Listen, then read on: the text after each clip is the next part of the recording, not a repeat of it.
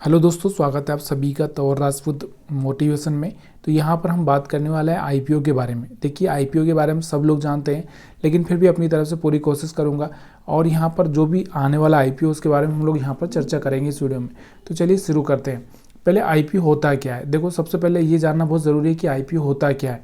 तो आईपीओ आपको पता होना चाहिए कि जब कोई कंपनी कोई शेयर्स, मतलब उसके जो शेयर्स है वो पब्लिक के लिए, मतलब आम लोगों के लिए क्या करती है, ऑफ़र करती है कि भाई आप हमारी कंपनी में हिस्सेदारी खरीद लो, इतना पैसा दे दो और हिस्सेदारी खरीद लो।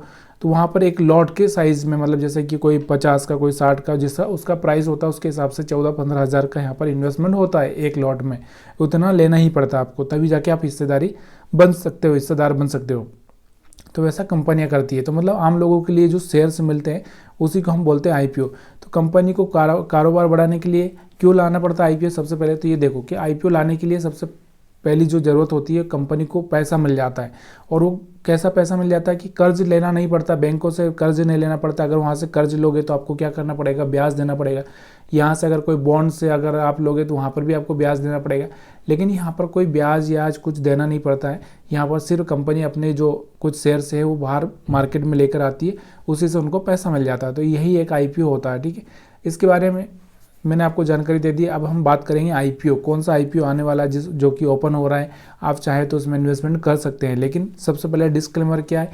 देखो, आईपीओ कोई भी आए या कुछ भी हो, लेकिन ये शेयर मार्केट से रिलेटेड होता है। मार्केट में बहुत सारे लोग बायर भी होते हैं, सेलर भी होते हैं, तो ऊपर नीचे हो सकता है। तो ये डिस्क्लेमर पढ़ना बहुत ज़रूरी है आपके लिए, क्योंकि यहाँ पर सिर्फ हम एजुकेशन पर्पज के हिसाब से वीडियो बना रहे हैं।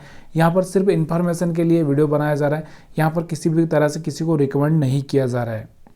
हम बात करते हैं आईपीओ की। तो यहाँ पर यह भी जानना ज़रूरी है कि कौन कौन से आईपीओ 30 तारीख को, क्योंकि कल कुछ आईपीओ लिस्ट भी होने वाले हैं 30 को, 31 को। तो उनके बारे में भी अगर आप जानना चाहें तो यहाँ पर देख लो कि ये आईपीओ कल लिस्ट होने वाले। लिस्ट मतलब यहाँ पर ये शेयर मार्केट में ट्रेड करने वाले हैं। तो यहाँ पर आपको देखना है कि किसका प्राइस कितना चल रहा है। हम बात करने वाले हैं इंडो फार्म इक्विपमेंट के बारे में। अब ये कंपनी करती क्या है तो वो भी हम जानेंगे। तो सबसे पहले ये इसका जो प्राइस क्या रखा है, 204 से 215, मतलब एक बैंड रहता है, एक रेंज रहता है, जिसको हम बोल सकते हैं 204 से 215 के बीच में आपको कहीं पर भी मिल सकता है। वैसे तो ज़्यादातर 215 के आसपास ही पहुंचता है, लेकिन फिर भी यहाँ पर ये एक रेंज रहती है हर एक आईपीओ की। और दूसरा यहाँ पर क्वांटिटी, तो क्वांटिटी अगर आप देखना चाहें तो यहाँ पर देख सकते हैं कि कितनी क्वांटिटी है, 69। ठीक है, ये क्वांटिटी, तो इतनी क्वांटिटी आपको एक लॉट में मिलनी है, तभी जाके आप इन्वेस्टमेंट कर सकते हो। अब देखो कितनी तारीख को ये आईपीओ ओपन हो रहा है। तो ये आईपीओ ओपन हो रहा है 31 तारीख से लगा के यहाँ पर अगर आप देखोगे तो 2 जनवरी तक। ठीक है, ये ओपन रहेगा। आप इस टाइम में अप्लाई कर सकते हैं, प्री अप्लाई भी कर सकते हैं, कोई प्रॉब्लम नहीं है। तो यहाँ पर ये अब मिलेगा नहीं मिलेगा ये कहना बहुत मुश्किल होता है। ठीक है, अब हम बात करते हैं इंडो फार्म इक्विपमेंट के बारे में। तो इस कंपनी के बारे में भी जानना ज़रूरी है, कंपनी क्या करती है। क्योंकि देखो, हम क्या कर रहे हैं, किसी का बिजनेस में पार्टनरशिप कर रहे हैं। पार्टनरशिप का मतलब समझ रहे हो, मतलब हम सोच रहे हैं कि वो बिज़नेस अच्छा है तो वहाँ पर लोग ज़्यादातर पैसा लगाएंगे। तो ये सोचकर हम लोग यहाँ पर एक आईपीओ हम लोग अगर लेते हैं, किसी कंपनी में पार्टनर बनते हैं, तो ये सोचकर बनते हैं। तो कंपनी के बारे में जानना ज़रूरी होता है। तो इंडो फार्म इक्विपमेंट की अगर हम बात करें तो ये क्या क्या बनाती है, क्योंकि कोई भी कंपनी है तो कुछ ना कुछ तो बनाएगी ना। तो ये ट्रैक्टर बनाती है। ठीक है, क्या बनाती है, ट्रैक्टर बनाती है, क्रेन से बनाती है, और फार्म से रिलेटेड टूल्स। मतलब देखो, एक नाम से ही समझ में आ रहा है कि देखो इंडो फार्म, फार्म मतलब खेत, खेत से रिलेटेड, या हम बात कर सकते हैं ज़मीन, मतलब एक तरह से ज़मीन से रिलेटेड। मतलब तो ट्रैक्टर ज़मीन पे चलता है, क्रेन भी ज़मीन पे ही चलती है, मतलब एक तरह से कहीं गड्ढा अड्डा खोदना है, कुछ करना है काम, तो फार्म से रिलेटेड सामान बनाती है। अब इसमें एक इसका प्लस पॉइंट यहाँ पर आपको देखने को मिल रहा होगा कि ये कहीं ना कहीं बाहर दूसरे देश में भी है, नेपाल में, सूडान में, और बहुत सारी दूसरी कंट्रियों में भी हो सकती है। इसकी कैपेसिटी क्या है, यहाँ पर आपको ये भी देखना ज़रूरी है कि ये क्या कर सकती है। एक साल में 12,000 ट्रैक्टर बना सकती है और 1280 क्रेन बना सकती है, इसकी जो कैपेसिटी है। ठीक है, तो ये आपको पता होना चाहिए। अब इसके जो प्लस पॉइंट क्या है, देखो इसके पास में 330 प्लस ट्रैक्टर और 190 के आसपास क्रेन इनके पास में, मतलब एक तरह से बना के रखे हुए हैं। R&D for indigenous tractor and crane design, इनका R&D डिपार्टमेंट भी है। और यहाँ पर बड़ौदा फाइनेंस भी है। ग्लोबल प्रेजेंस इन अफ्रीका, लताम, यूरोप, मतलब एशिया, यहाँ पर इनका भी, यहाँ पर retail financing, HDFC, Kotak, ICICI bank, ये सब कर सकते हैं। ठीक है, अब रिस्क क्या है, देखो revenue is heavily related to tractor and cranes relevant. तो मतलब कहने का मतलब क्या है कि देखो इनका जो रेवेन्यू किससे बनता है, एक तो ट्रैक्टर और एक क्रेन, दो ही सोर्स है इनके पास में पैसा बनाने के। अगर मान लो ट्रैक्टर नहीं बिका तो यहाँ पर इनका जो भी है सेल्स से वो 50% ड्रॉप हो सकता है। मान लो उस साल क्रेन नहीं बिकी तो यहाँ पर ये भी प्रॉब्लम हो सकता है।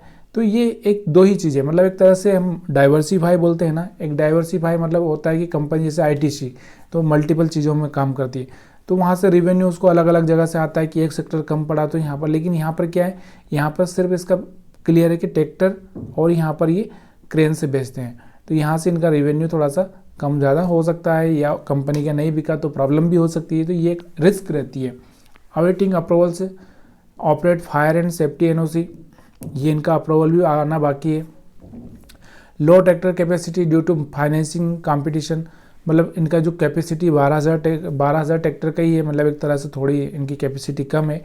Heavy reliance on banks, NBFC, Baroda finance, तो ये सारी चीज़ें थोड़ा सा आपको याद रखना है। अब हम बात कर लेते हैं इसके फाइनेंशियल के बारे में। देखिए फाइनेंशियल देखना ज़रूरी होता है, तो फाइनेंशियल भी देख लेते हैं। तो यहाँ पर मैं आपको फाइनेंशियल दिखा, तो यहाँ पर इनकी जो सेल्स अगर आप देखोगे तो इनकी जो सेल्स कितनी हुई थी, मतलब 2000 जून का डेटा है, यहाँ पर अगर आप देखोगे तो 74 करोड़ के आसपास। और मतलब अगर और हम इसको देखेंगे थोड़ा सा साल के हिसाब से देखेंगे तो ज़्यादा बेटर रहेगा।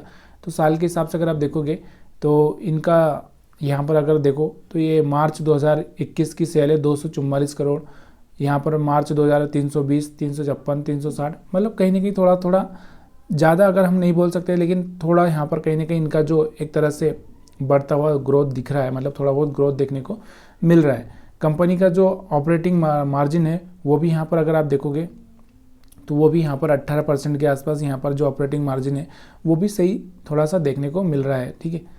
और अगर हम बात करें कंपनी पे जो कर्ज है, या फिर हम बात करें थोड़ा बहुत कर्ज तो सब पे होता है, ये देखो कंपनी होती है। अब नेट प्रॉफिट की अगर हम बात कर ले तो इनका जो प्रॉफिट है वो भी कहीं ना कहीं थोड़ा बढ़ता हुआ दिख रहा है, मतलब कंपनी प्रॉफिट तो कर रही है, इतना तो हम देख ही सकते हैं कि हर क्वार्टर में कंपनी प्रॉफिट कर ही रही है, कहीं ना कहीं ऐसा नहीं है कि कंपनी लॉस में चल रही है। तो यहाँ पर प्रॉफिट हो रहा है, लेकिन एक ग्रोथ मतलब एक बिजनेस में फटाफट होना चाहिए वो थोड़ा सा यहाँ से कम देखने को मिल रहा है। यहाँ पर कर्ज भी इनके ऊपर थोड़ा सा है, आपको दिख रहा होगा कर्ज। यहाँ पर अगर मैं बताऊँ तो यहाँ से आपको इनका जो कर्ज भी 235, 275, 281, ज़्यादा कुछ खास नहीं, लेकिन देखो छोटा मोटा कर्ज हर एक कंपनी पे होता ही है। कैश फ्लो की अगर हम बात करें तो कंपनी के पास कैश फ्लो कुछ खास ज़्यादा कुछ है नहीं। और यहाँ पर अगर हम बात करें शेयर होल्डिंग पैटर्न, वो तो अभी आया ही नहीं, क्योंकि अभी कंपनी यहाँ पर सब कुछ लाएगी उसके बाद में पैटर्न आएगा। तो यहाँ पर ये सब चीज़ें देख चुके हैं आप।